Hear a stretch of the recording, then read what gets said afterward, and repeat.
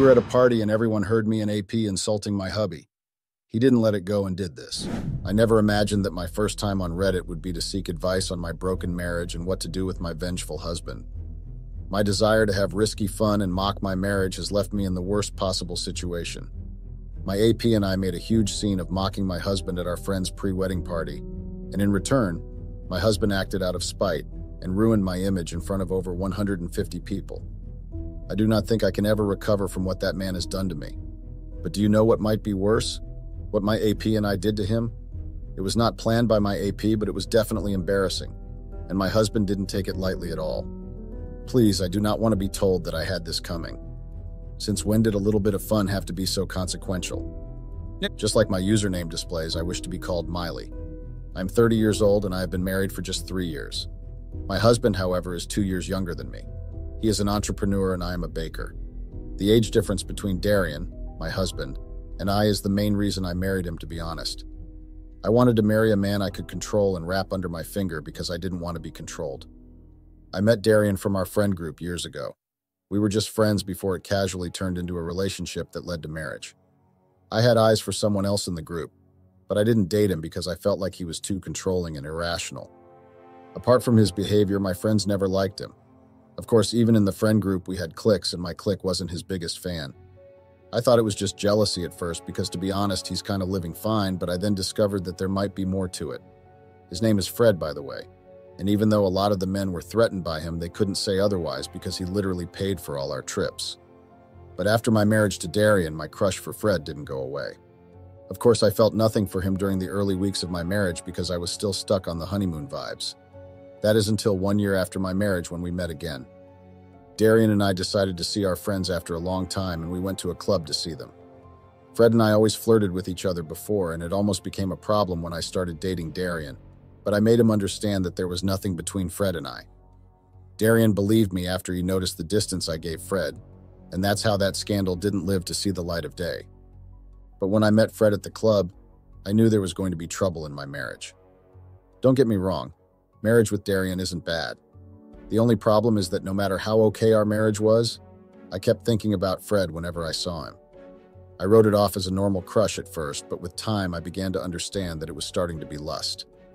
Darian has always been a reserved, hardworking, and normal guy.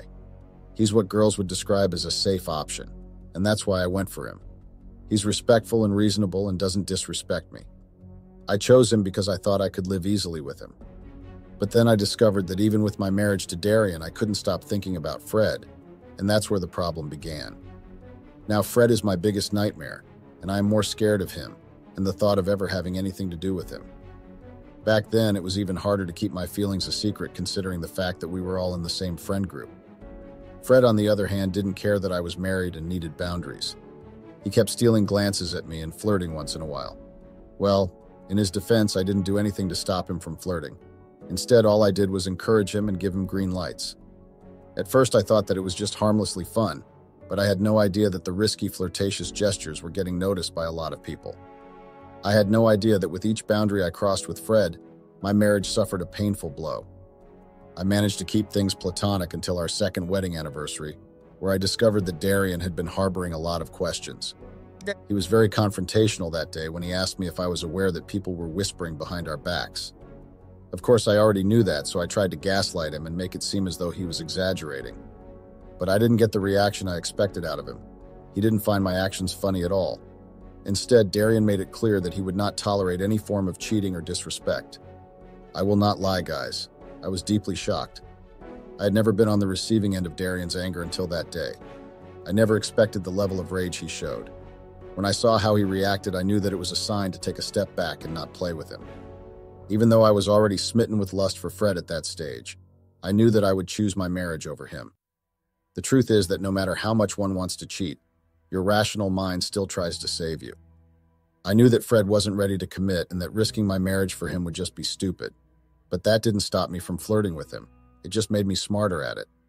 I didn't want to stop, but I also didn't want to be caught. The truth is that there was nothing missing in my marriage except from the lust and risk that flirting with Fred gave. Darian has never been a bad husband. To be honest, I think his only fault is the fact that he is too kind. I did play with his trust, and I will not lie about that. That is why I didn't expect him to suddenly turn on me and deal with me so mercilessly. Now please don't get this mixed up. I never actually slept with Fred until 6 months ago. We did flirt once in a while, but it never really got to that intimate part until one particular night. To be honest, I thought I was so smart and discreet with my movements. That's why I delayed the intimate part for so long. I wanted it to happen so naturally that we weren't socially awkward after it and it didn't raise suspicious. I also wanted to make sure that Fred was worth it. Believe me or not, I did care. Even though I had been filled with lust, I still had a working head that questioned what I was doing. Eventually, Fred and I finally slept together for the first time. I didn't expect it to have any effect on my marriage, but it did. Darian definitely suspected something wasn't right. I don't know if it was the way I acted with him or if it was the way I was being discreet. I could tell that he had his suspicions, but the thing is that he never confronted me about it.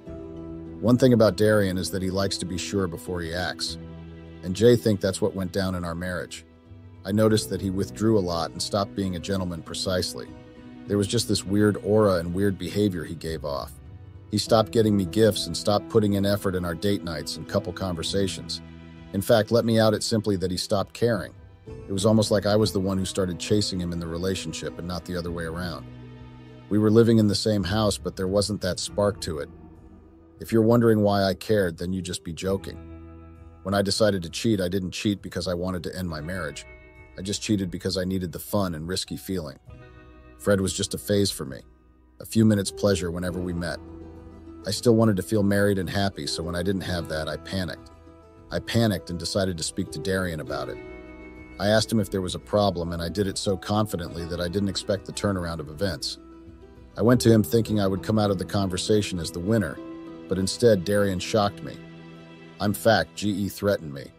He told me that he had been hearing a lot of side talks about me, but was taking his time to find the truth. He then proceeded to warn me not to dare cross him or try to play smart with him. I was so scared that I ran to Fred the next day to tell him everything. I expected Fred to just casually tell me not to worry, and that he would be by my side if I eventually ended my marriage with Darian. But all he said was that there was no need to be scared, and that Darian was just being immature. Fred made me believe that there was no need to take Darian seriously. Now that I think about it, the joke was on Fred because I think both of us now know what Darian is capable of. I also think that I was the biggest fool for underestimating my husband. I guess I kept referencing to our 2 years ago GSP, and that made me feel superior in some way. I completely forgot that a man will always be a man even if you were born 2 years earlier than him. Darian always suspected something was up and he knew I wasn't to be trusted. And so instead of sitting back and doing nothing, he waited for the right time to mess me up. He did, and I'll just say this simply. He messed me up real bad. So you might want to ask, what are you even talking about? How did he mess you up? Well, it all started from our friend's pre-wedding party. Just 3 weeks ago, we got a wedding invite from a very good friend of ours. It was arranged to be a 5-day experience with various events lined up until the main wedding. Just like I said, the invite came from a very good friend of ours, so there was no way we were going to say no. Of course, we were busy with work and we're still trying to have a normal marriage, but we squeezed in time somewhere in between. From the get-go, I knew it was going to be a very bad idea. Destination wedding in New York? What could go wrong? A lot of things. I just knew that it wouldn't end well, especially because Fred would be in attendance. We were all in the same friend group, so there was no party without either one of us. There were signs of how dreadful things could become, but I was too stupid to notice it or even take a smart step. Can you believe that a night before we traveled, Darian sat me down and warned me against any form of disrespect? I got upset and asked him what he was insinuating, and he simply told me this: "Do not dare try to make a fool of me in front of anyone, or else you will regret marrying me." I got very offended, but I refused to be dramatic. I just played along because at that point, I was in need of the vacation, and I felt like I would burst of boredom if I didn't go for the wedding. Of course, Darian was paying for the trip, so the last thing in my list was to disrespect him. When we got to New York and checked into the hotel, I sneaked out one night to tell Fred about Darian's threat. It wasn't something I planned for. I was just so bored that it slipped out. I didn't expect Fred to do anything. It was just something I put out there for no reason. But obviously my delusion and lack of awareness for my environment was what made me so out of touch with reality. I mean, what was I even expecting? That's what I think about now that I look back at everything. It is common knowledge that men have huge egos and do not like to be seen as small or incapable. What they hate more is being belittled by another man. I had no idea that Fred's huge ego would lead him to making a fool out of the both of us. He didn't show that he wanted to embarrass Darian, but I could tell that he didn't like the fact that Darian's words had an impact on me. I mean, common. Of course I feared Darian a little, but that happened to be something Fred hated. He didn't like that I took Darian seriously, so he decided to make a fool out of Darian instead. You might also want to ask, how did he do that? Well, he did that by using me, of course, and I fell into the trap like a common rat. Out of the 5 days of wedding events, there was a pre-wedding party that was organized on the third day. Darian and I had attended the first 2 days' events together, and there was no drama. That's mostly because I earned Fred not TK try anything funny. But on the day of the pre-wedding party, Fred asked me to come see him at the restroom. It was risky, but I sneaked into the restroom to see him. He told me he missed me and asked me to dance with him that night. I already had a few drinks by then, so I was tipsy and excited. I agreed to dance with him and did just that. Not in a million years did I think that Fred had any ulterior motive behind that dance request. But he did. He had attached something to my collar while we were making out in the restroom, but I paid no attention to it. When I asked, he said it was nothing. Like I said, I was tipsy, so I didn't care. I danced with Fred and didn't bother looking for Darian. I didn't even bother checking to see if he was watching. The dance started off innocent, but then Darian started touching too much, and then he was basically groping me. I didn't do anything to stop him. I had no idea that we had gathered a crowd and that all eyes were on us, including Darian. But out of nowhere, Fred started talking about Darian. He called him weak and dramatic and insinuated that he wasn't man enough. I foolishly agreed and dissed Darian. Well, that was until I discovered that something was off. A few seconds into the conversation, I noticed that the music stopped. Most people stopped dancing and I could hear my voice. No, I know it's not weird to hear one's voice, but I heard mine too loudly. It took me a minute, if just standing there blankly like a fool, to realize that our conversation was heard by everyone in the room. How? Well, that's Fred had attached a mic to both of us. I was still tipsy, but I knew something was off. I decided to touch my neck and take it off, but it was too late. The damage had already been done. Before I could blink, I felt water all over my body. I fell on the floor due to the shock. While I was trying to understand what was going on, I realized that Darian and Fred were practically punching each other. I screamed because that was all I could do at that moment. No one cared about my state of distress or even offered to pull me off the floor. No one in our friend group even tried to help me. I could understand that the couple were upset that we were causing a scene, but what of the rest? It was extremely embarrassing. I got to my feet and tried to tell them to stop, but instead they pushed me on the floor. Finally, I got fed up and tried to leave, but that's when the drama came. I got the shock of my life when police officers walked into the hall and walked right towards us. By that time, Darian had stepped away from Fred and acted like the both of them weren't just involved in a tussle. I can still remember the words clear. "You are under arrest." I swear I laughed, because of course I couldn't believe it. Fred was the rational one who asked why, because the officers faced both of us. Nothing in the world prepared me for this statement. Possession of drugs. Yes, I know you had to read that again. I also had to do a double take. I do not take drugs, hell, I've only had 2 smokes in my life and I hated it. So to be in a new state and be told that I was under arrest for the possession of drugs was bluff. But no kidding, it was true. I was actually handcuffed along with Fred. I kept screaming and asking what was going on, but no one answered. Believe me, guys, it was the worst day of my life. I was deeply embarrassed and ashamed of myself. Not only was I standing there in a soaked dress, ruined makeup, and bruised hand from falling and hanging to witness people give me dirty looks, I was handcuffed in front of 150 people. In that situation, my survival instincts made me beg Darian for help. I shamelessly kept on uttering words like, "Darian, help. You know I do not use drugs, Jay didn't even smoke, help me." But all I said went on deaf ears and Darian acted like he didn't even know me. I wasn't even given time to change into something better. I was just dragged away like a criminal. Of course, the rules were Hatcher. We were in a foreign state with nobody to help. For me, my husband would have been the best person to help. But how could he help me when I made a fool out of him in front of too many people? Well, after we fit to the station, more tea was spilled. Can you believe that the person who called the cops, or rather, the person who gave the cops hint, was Darian? Yes, he was the one who caused the drama. That was his own revenge, and dare I say that he got me badly. The whole event made me realize that I didn't actually know who Fred was. I knew he smoked and all, but I didn't know he used drugs. Okay, I won't lie. I'd noticed some odd behavior, but I brushed rational thoughts away and found those bad vibes addictive and bad boyish. I liked the risky vibe, but it landed me in deep trouble. Fred got a lawyer to defend us, and it was through that lawyer that we finally got some reasonable explanation as to why we got arrested.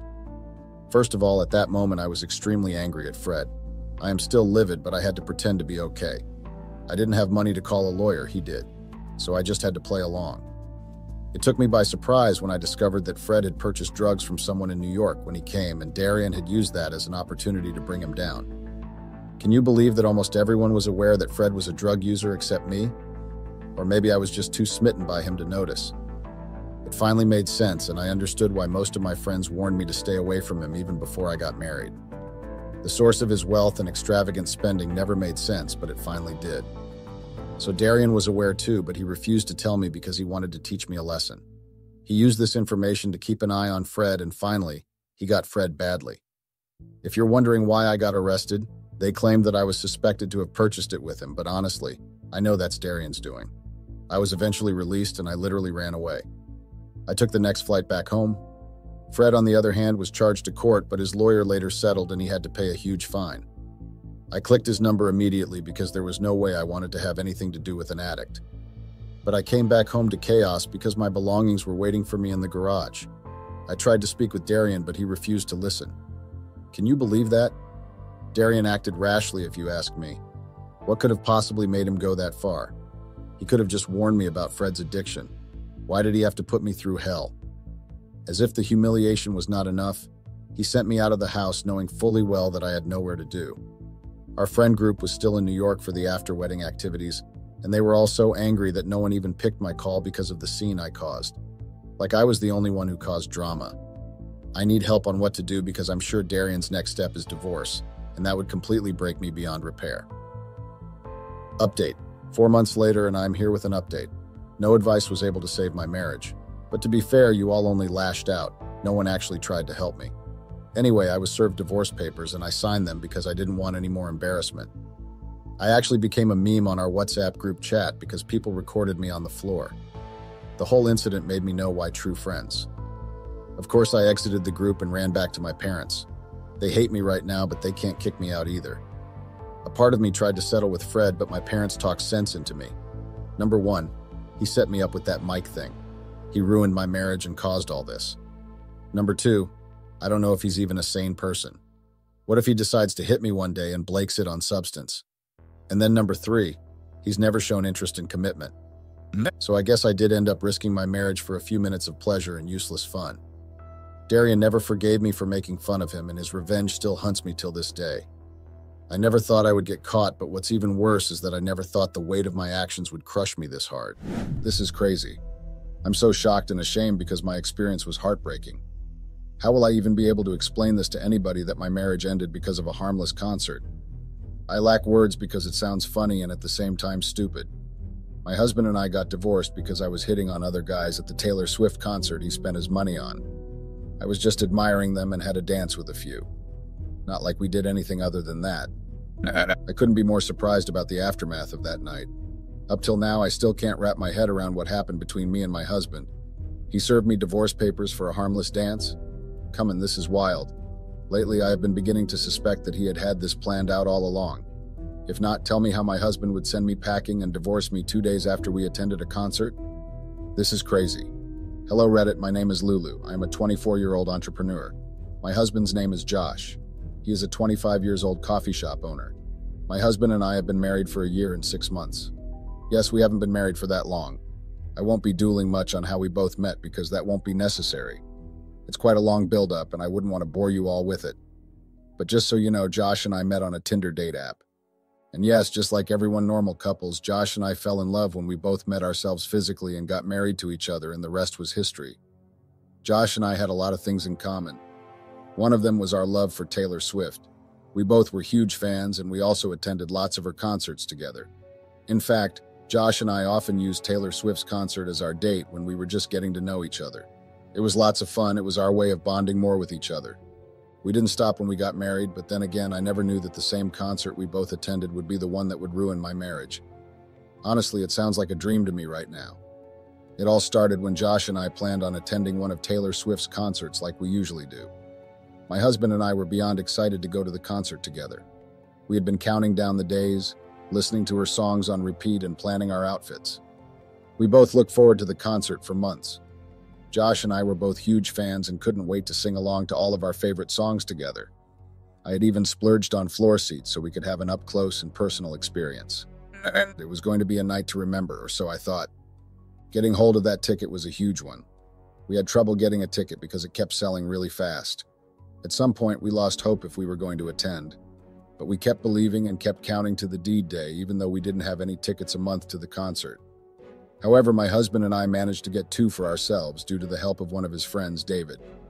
Just like Josh and I, David and his wife, Tina, were a die-hard fan of Taylor Swift. They never miss any of her shows. But unfortunately, they were unable to go on this fateful day because they were caught up with a family dinner which he must attend with his wife. And so, both couples gave up their tickets for us. It was a last-minute decision, and we were happy because we would finally be attending. But prior to that, my husband and I kept on purchasing the tickets, and when David and Tina gave us theirs, our tickets clicked 2 days before the event. At that time, we had 4 tickets in total, and we thought of giving it out to other people who were having trouble getting a ticket. And so we gave the extra 2 tickets out to a close friend of ours. From the advertisement that was ongoing at that time, we knew it was going to be crowded and fun. I prepared myself to have fun to the fullest because why not? It was a way of relieving me from all the work stress during the week. Josh also didn't hide his excitement.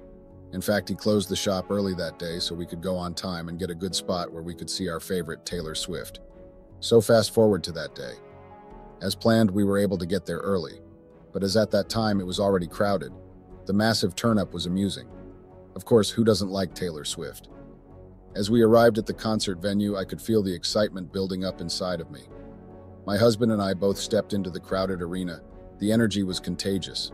The stage was set with glitter and flashing lights, and the anticipation was building.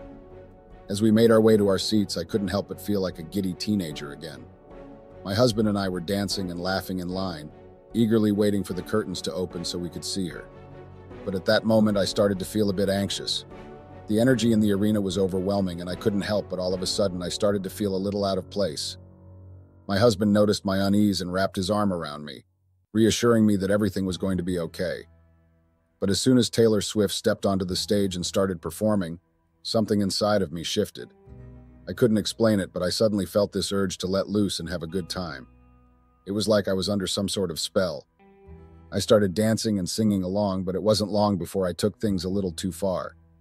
I began to get a bit too wild, dancing with strangers and even flirting with a few guys in the crowd.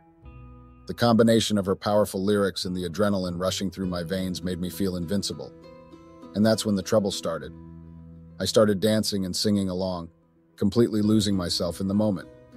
My husband, who usually loves my wild and carefree side, seemed a bit taken aback by my behavior. My husband looked at me with concern in his eyes, but I brushed it off, telling him I was just having a good time. But my actions were not only going unnoticed by my husband, but also by the people around us. I could see the worry in my husband's eyes, and I could feel the judgmental stares from those around me. But I didn't care nevertheless because I was having the time of my life. As the night got deeper, I started to get more loose. But this time around, I couldn't control myself any longer.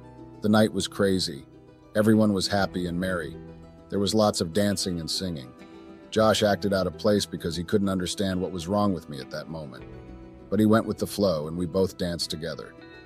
A few minutes into the dance, Josh whispered into my ears. At that time, I couldn't hear him clearly because of the loud music. But after a few seconds, I was able to grasp what he was trying to say to me at that moment. Apparently, he suggested that we go find a place to rest because I was vibrating too much to the music and looked like I was losing my mind. I honestly didn't buy the idea of leaving the crowd because I was enjoying myself. When Josh saw I wasn't interested in leaving the crowd, he held my hands and pulled me out. He brought me over to a place where we barely hear the sound of the music. Josh ordered me to sit down and asked me to wait for him while he used the restroom. At that moment, I wasn't drunk, but I was too excited and was on cloud 9. Josh left after making him believe that I wasn't drunk and assured him I wasn't going anywhere. A few minutes later, some group of guys came towards the direction I was, but sat on the table that was opposite mine. There were 4 in numbers, and all of them were cute. To make matters worse, I couldn't resist looking at one of the cute guys sitting directly opposite me. He was the only one that could see me amongst his friends. At that moment, I forgot that I was married and even lost my home training, and I shamelessly flirted with him. He flirted back and didn't stop giving me the green lights. At some point, I stopped and turned a cold face to some of his advances and focused on my phone. Not long after, this strange guy approached my table and asked if he could sit. Of course, I did let him have a seat. We introduced ourselves and chatted a little. It was at that moment that Josh came out of the restroom. He saw me conversing with this guy, and I could tell that he was a bit uncomfortable. I introduced both of them to each other. My husband sat down beside me. He was a jealous type, and he didn't hide the fact that we were married.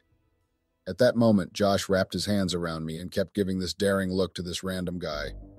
It was a little bit awkward, but then I didn't mind it at all. Our conversation was a bit intense. It was all about the massive turnout that night, and we got deep in the conversation. For a moment, I forgot about my husband. Josh then proposed to get us drinks. We kept on chatting while my husband was getting us drinks. We took some shots, and Josh asked that we go back to the crowd because he was getting uncomfortable with my newfound friend. Honestly speaking, I was pissed because Josh was acting funny and awkward. Like, what's the big deal? We eventually left and went back to the crowd. At the time we got back, Taylor Swift was about performing one of her slower songs, which was my favorite. Most times Josh and I would dance it together, but that day, I had the dance with someone else. Apparently, it happened that the random guy and his friends were at the spot we were standing. The song came up and I danced to it with a random guy. I looked over at my husband, who had a look of disappointment and hurt on his face.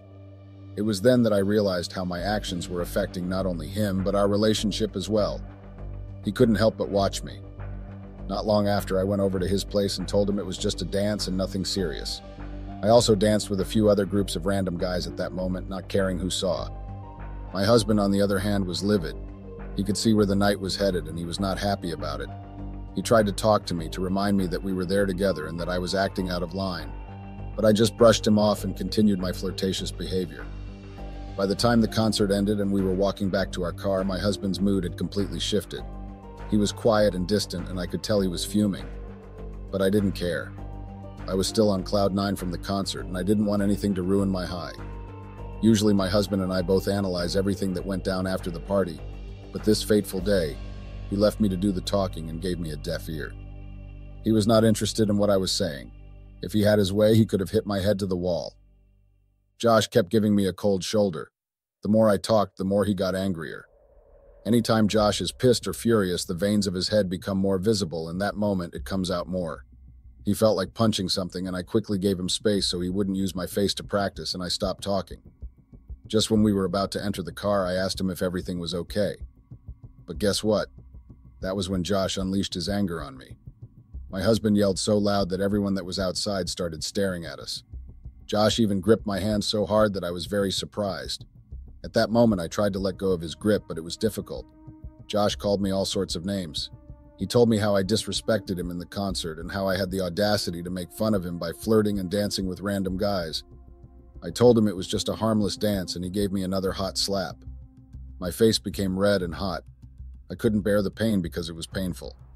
So I tried all my best and let loose from his grip.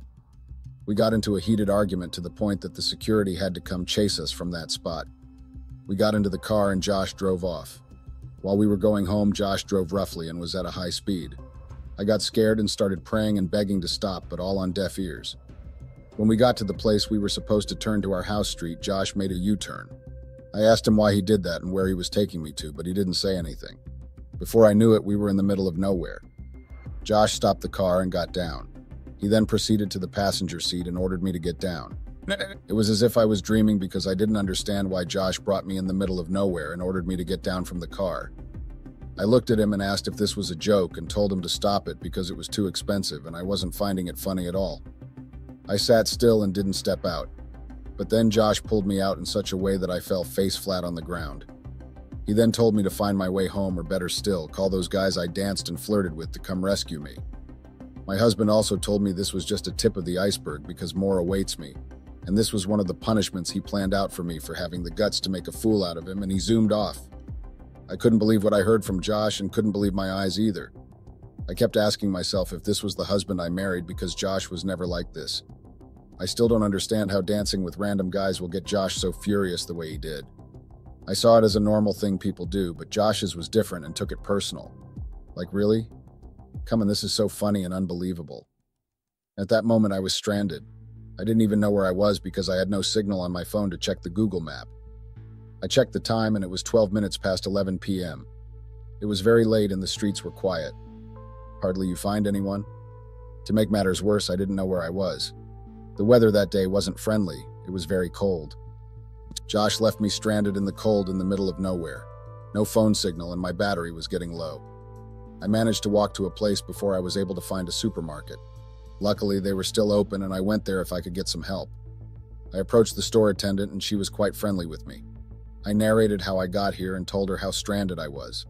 The store attendant told me the location I was and also told me I would be able to get back to town. Honestly speaking, the place I was far away from town. I thanked the lady and left. I kept walking down the route the lady described for me.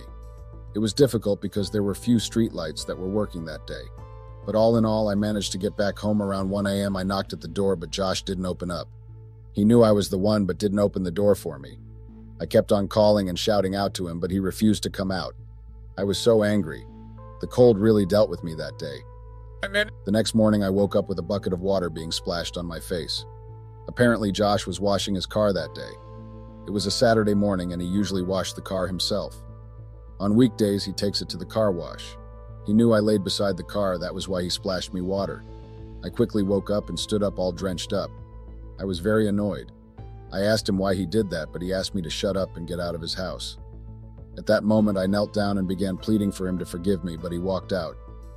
Josh entered the house and didn't let me in. At that time, it was as if I was freezing because of the water he splashed on me, coupled with the harsh weather that morning. I begged him to open the door so I could change, but he refused. I looked at my purse and noticed I had my credit card.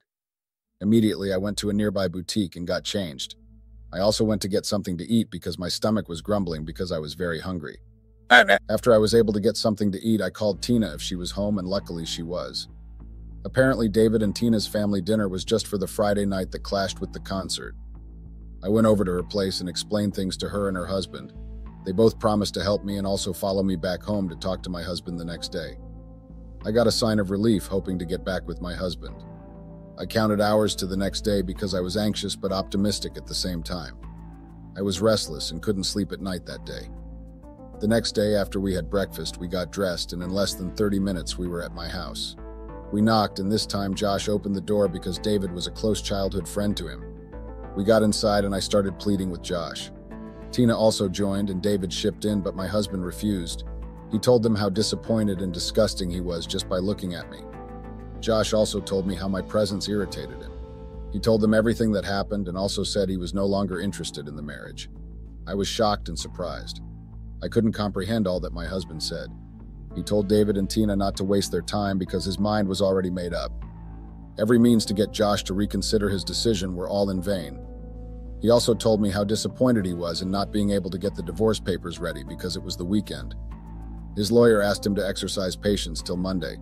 When Josh was done talking, he stood up and walked out. David and Tina tried their best, but there was nothing they could do to change his mind. We both headed back to their house because Josh told me he didn't want to come back and meet me. The next day was a Monday morning. Tina was a stay-at-home mom, so she doesn't go out in the mornings. That day, David left for work, and it was just me and Tina. I was restless and couldn't eat anything. Tina assured me that everything was going to be okay. A few hours after David left for work, my husband showed up. He came and didn't have that friendly face. He handed me a piece of paper and gave me a pen. My heart sank as I realized they were divorce papers. He had been so fed up with my behavior at the concert that made me think he prepared them and was now serving them to me. My hands went cold and I was taken aback. To this day, I still can't believe that my husband served me divorce papers all because I flirted with some guys at a concert. For crying out loud, it's a flipping concert. People dance and have fun. Why did mine have to end in divorce? Update, I'm back again with an update to my last post, guys. And no, nothing helped my marriage. I messed up big time, I guess. Signing the divorce papers was extremely hard because I was shocked and hurt, but a part of me couldn't help but feel a little unapologetic. Like, why will my husband choose to divorce me because of a harmless dance? I had always been the wild one in our relationship, and I thought my husband loved that about me. But apparently I was mistaken, and I guessed I had taken it too far this time. I was speechless and didn't say a word to my husband. At that moment, it was pointless. This was the party that both me and my husband loved so much. How then is the same party that would make me and my husband go our separate ways? I couldn't believe it at that moment. After signing the papers, he told me he would have my things sent to me. I insisted on packing my stuff myself, but he refused and told me he would do it in his own way, and he proceeded to take his leave. Can you guys believe that? Do you know how disrespectful that was?